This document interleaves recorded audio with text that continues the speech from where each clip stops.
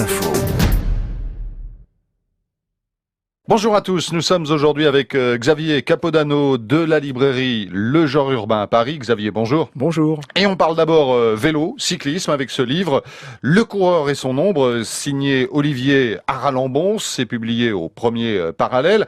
Et dans ce récit, Olivier Aralambon, un ancien cycliste, nous fait toucher du doigt, véritablement ressentir le plaisir, l'immense plaisir, voire l'ivresse qu'ont parfois les cyclistes sur leur machine, et de décrypter cette volupté, cette étrange volupté, tout en nuances, subtilité, alors que d'autres voient, on va dire, des demeurés dopés sur des machines. Et il y a plusieurs parties dans ce livre, dont une auquel je voudrais insister, c'est un hommage à l'objet bicyclette, qui était vraiment très intéressant, parce que c'est vrai que le vélo, maintenant les vélos sont modernes, plus organisés, industriels, il le dit lui-même.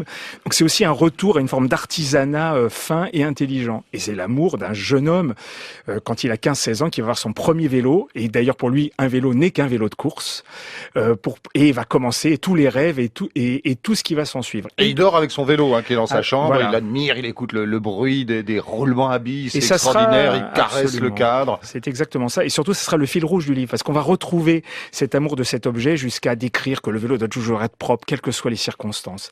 Et c'est, deuxième point important, c'est vrai, c'est un hommage à l'effort. C'est un hommage à l'effort, au coup de pédale, à la subtilité que tout ce que ça peut avoir, à l'ivresse, vous l'avez très bien dit, et surtout même, c'est-à-dire qu'on dépasse le sport pour lui. Le sport, c'est de la compétition, c'est tout ça, il en a fait.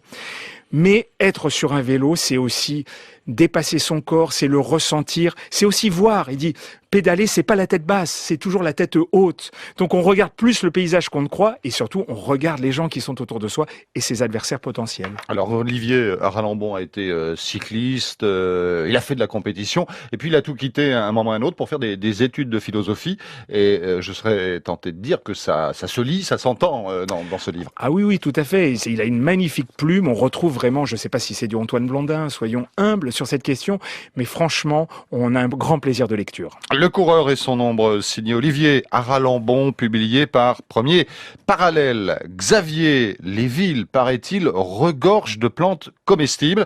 C'est ce que nous apprend un formidable livre illustré, sorte de guide, ça s'appelle Cueilleur urbain, de Christophe Deaudy, publié chez Artaud.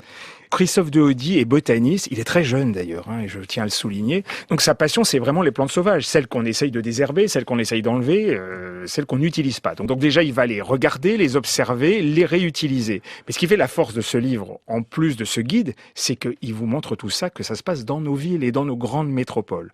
Il vous permet de regarder ces plantes, de les cueillir quand c'est possible, et en plus, le livre vous propose des recettes, des usages, des descriptions, il y a de très belles illustrations, c'est absolument formidable comme bouquin. Et je crois, Xavier, que vous organisez avec Christophe Deaudy demain, dimanche, une sortie, on va dire un exercice pratique. Absolument, nous organisons demain à 17h au Parc de Belleville à Paris, une balade urbaine où Christophe Deaudy va nous faire une petite conférence animée et en balade et nous expliquer tout ça.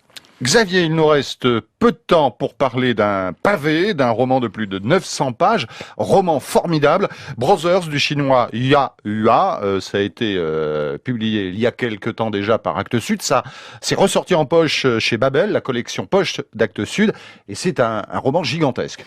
Alors là, on tient un très grand livre, je dirais presque un chef-d'œuvre. Yu Hua nous propose une fresque absolument spectaculaire de la Chine contemporaine, puisque l'histoire démarre à peu près 10 ans avant la révolution culturelle.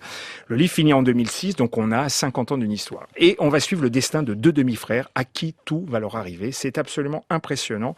C'est un roman total. Donc tout ce que l'humanité peut produire de pire et de meilleur dans toute sa diversité va tomber sur les épaules de ces deux garçons.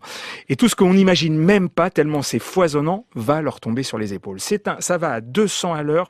C'est un regard sur l'humanité absolument incroyable. Tout se passe à l'ouest de Shanghai, dans une petite ville, où les gens vont retourner leur veste absolument 200 fois. Et ce qui est fascinant dans le bouquin, et qui nous renvoie, nous, occidentaux, c'est-à-dire que l'auteur, c'est pas un livre intello, c'est un livre qui vous prend aux tripes dès le départ. Ah, c'est une saga, c'est vraiment... Absolument, c'est spectaculaire. Et il vous dit, voilà, vous les occidentaux, vous êtes passés du Moyen-Âge à la vie moderne, et vous a fallu à peu près 3 siècles. Nous, on a tout fait en 50 ans, on est tous devenus tarés.